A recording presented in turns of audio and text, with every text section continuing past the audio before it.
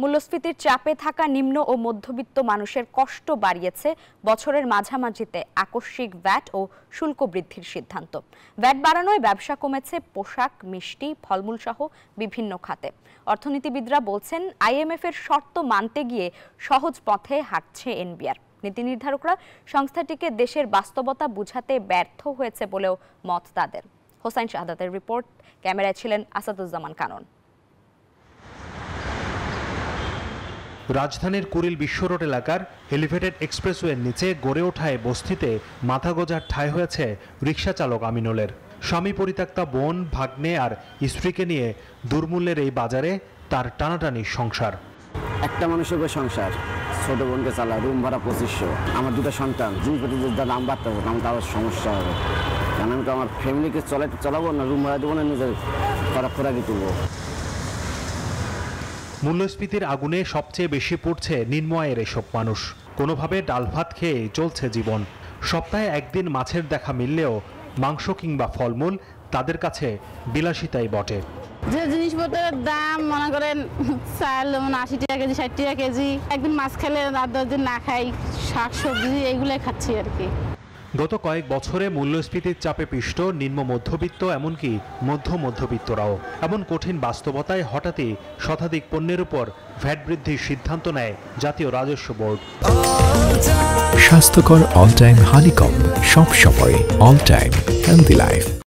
আমরা মধ্যবিত্ত পরিবারের লোক, আমরা এইসব দোকানে এসে ছাকাই, রুটি, বিস্কিট, এইসব জায়গা থেকে ভ্যাট প্রত্যাহার করার জন্য আমি অনুরোধ করলাম। আমার একটা বাচ্চা আছে, 3টা নাতি আছে, যেই জায়গায় চাউল লাগে 1 কেজি, আধা কেজি কিনে। এরই মধ্যে অল্প কিছু পণ্যে ভ্যাট প্রত্যাহার করলেও অধিকাংশ খাতেই বাড়তি শুল্কই গুনছে মানুষ। আগে যখন আমরা 7% ভ্যাট দিতাম তখনই তো আমাদের অনেক হয়ে যেত, এখন তো 10%, তো আরো বেশি। এখন মধ্যবিত্ত ফ্যামিলি থেকে তো সবার এরকম সম্ভব হয়তো হতে আসে না। 7.5টা আমাদের চলতেছিলাম, এখন যেহেতু বাড়ানো হয়েছে সেলের উপর এফেক্ট পড়তেছে। প্রত্যেকটা কাস্টমারের সাথে আমাদের একটা তর্কের সৃষ্টি হচ্ছে প্রতিনিয়ত, কম আর বেশি। আন্তর্জাতিক মুদ্রা তহবিল আইএমএফ এর কাছ থেকে ঋণের পরবর্তী কিস্তি পেতে বছরের মাঝামাঝিতে এমন সিদ্ধান্ত নিয়েছে সরকার। তবে অর্থনীতিবিদরা বলছেন, সংস্থাটিকে বাস্তবতা বোঝানো গেলে জনগণের উপর চাপ না বাড়িয়েও ঋণ পেতে পারত বাংলাদেশ। আইএমএফ কি এতই অবুঝ যে এই ধরনের একটা সময়ে একটা ট্রানজিশন যাচ্ছে, উচ্চ মূল্যস্ফীতি, কর্মসংস্থান খুব দুর্বল, প্রকৃতি মজুরি কমছে, এই ধরনের একটা সময়ে পরোক্ষ কর হার বাড়ানো, এইটা কতটা ফিজিবল? অর্থ উপদেষ্টা সহ যারা আইএমএফ এর সাথে এইগুলো নেগোশিয়েট করেছে, তারা এটাকে খুব সুচিন্তিতভাবে নেগোশিয়েট করেছে বলে মনে হয় না। ভ্যাট বাড়িয়ে 12,500 কোটি টাকা বাড়তি রাজস্ব আদায় করতে চায় সরকার। তবে নতুন করে সরকারি কর্মচারীদের মহার্ঘ ভাতা দেওয়ার মাধ্যমে সরকারের ব্যয় বাড়ছে 7,000 কোটি টাকার বেশি।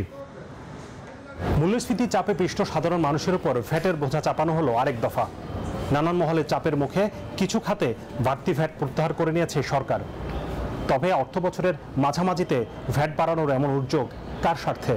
এমন প্রশ্ন সাধারণ মানুষের। হোসাইন শাহাদাত, নিউজ 24, ঢাকা।